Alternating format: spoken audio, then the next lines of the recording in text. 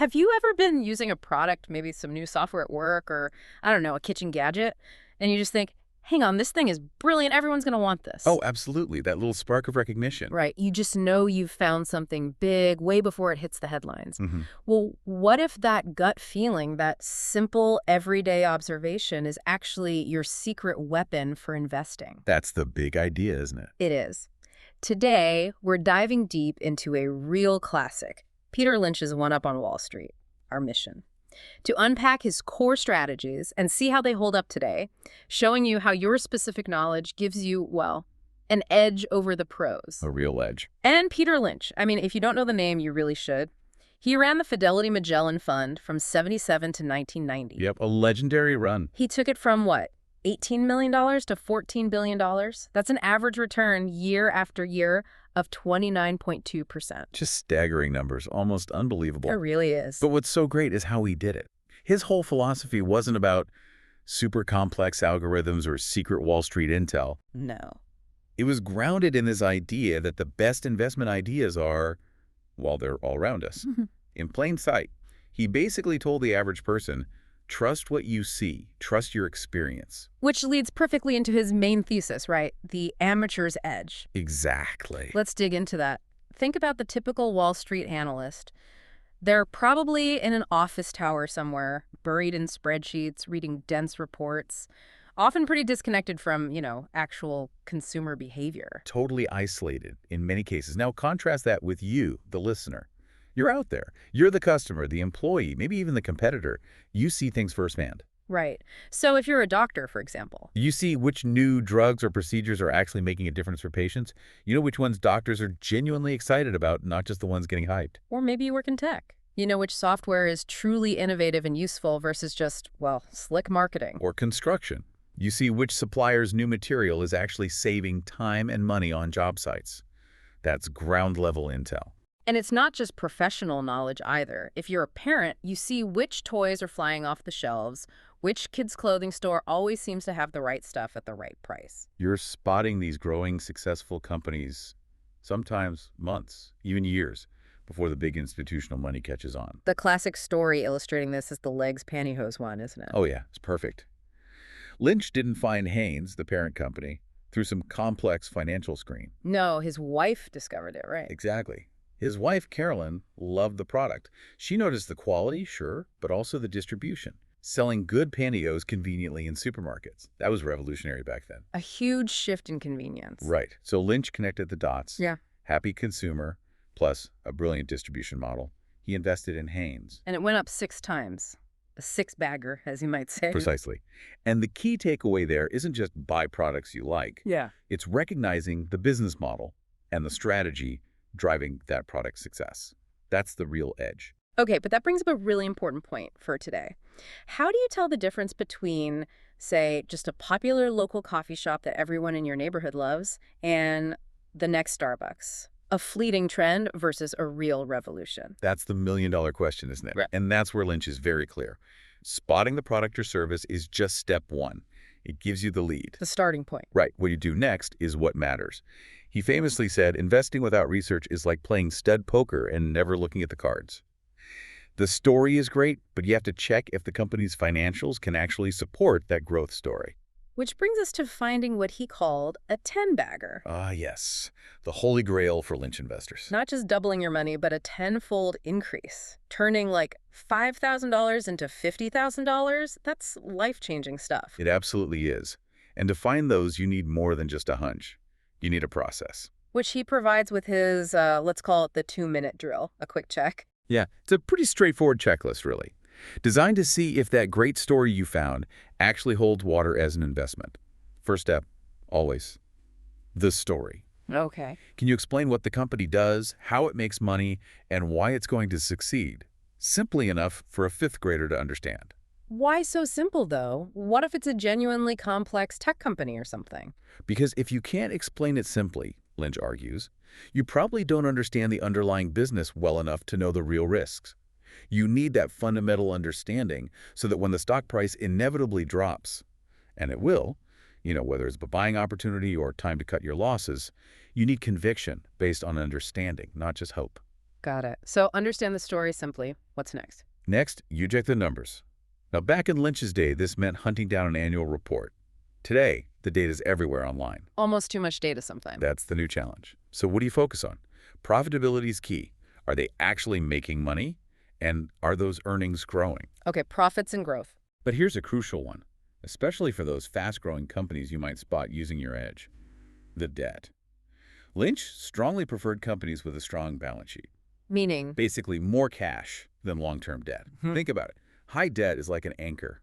For a fast-growing company needing flexibility, needing cash to expand or weather storms, too much debt can sink it fast if things get bumpy. Right. A big utility might handle lots of debt because its revenue is super stable, but a small, fast grower needs that agility. Exactly. Debt risk depends on the type of company, which ties into his categories we'll get to. So, check the debt load. Story, numbers, debt. What's the last check? Finally, the price. Is the stock reasonably priced? This is where the PE ratio comes in the price-to-earnings ratio. Ah, PE. That term scares some people off. Can we break it down simply? Sure. Think of it like this. The PE tells you how many dollars you're paying for every $1 of the company's current annual profit. So a stock price of $20 per share and earnings of $1 per share, that's a PE of 20. If a similar competitor has a PE of 10, you're essentially paying twice as much for the same amount of earnings power. So always look for the lowest PE. Not necessarily. And this is key. Lynch wasn't strictly a value investor looking only for low PEs. He looked for growth at a reasonable price, DRP. GRP. Okay. A higher PE can be totally justified if the company's earnings are growing really fast. You know, a company growing earnings at 30% a year might actually be a bargain at a PE of 20, compared to a slow grower with a PE of 10 that's only growing at 5%. So it's relative to growth. It's relative. The point is, compare the PE to its growth rate and its competitors.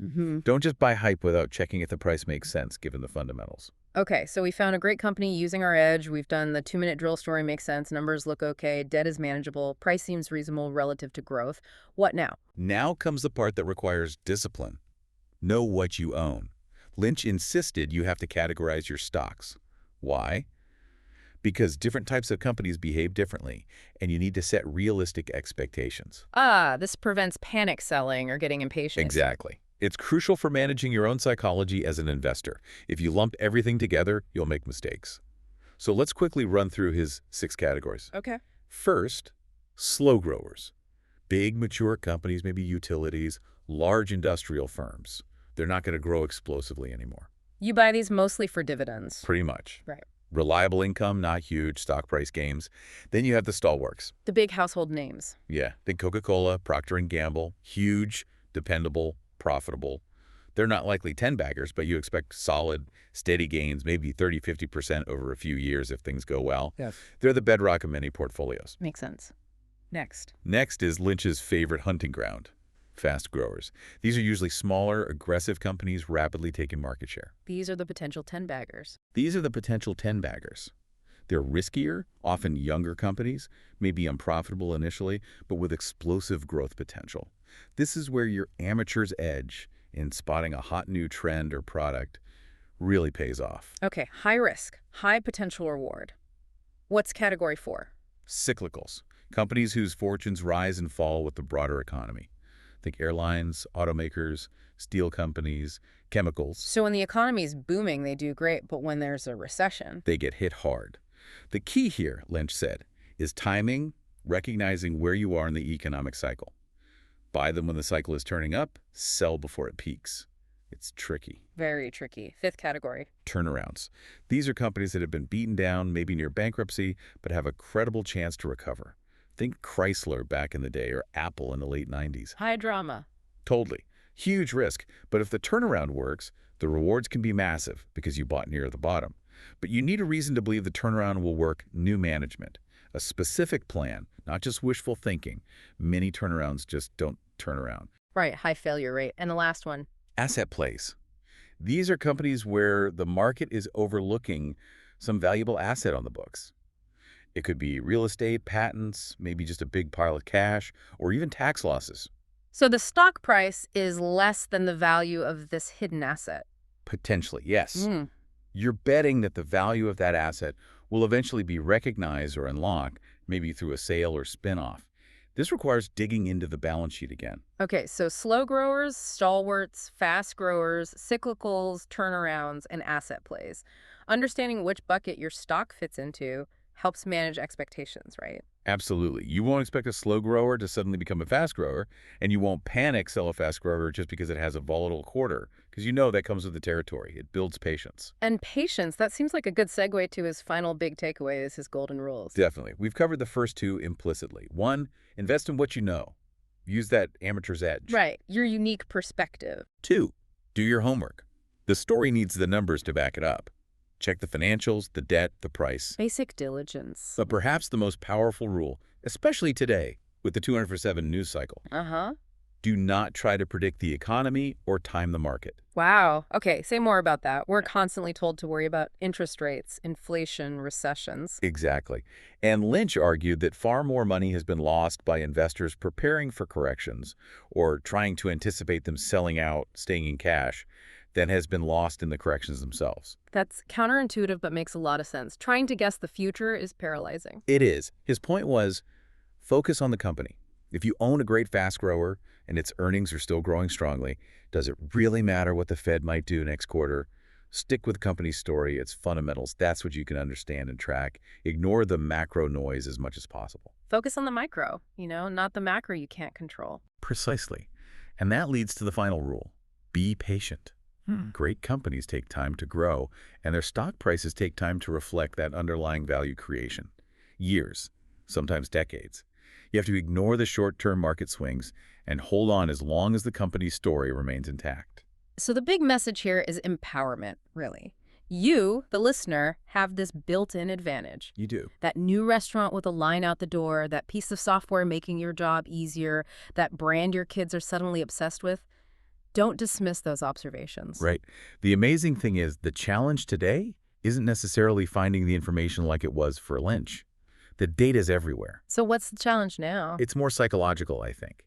It's believing that your specific local knowledge about that regional trucking company or that niche software or that medical device is actually valuable, that it can genuinely give you an edge over someone staring at a Bloomberg terminal all day. Believing in your own amateur's edge. Exactly. So the final thought to leave you with is this. What have you encountered this week? What product, what service, what company has impressed you in your daily life that most analysts probably haven't even heard of yet? That's your starting point. That's where you start digging. Fantastic.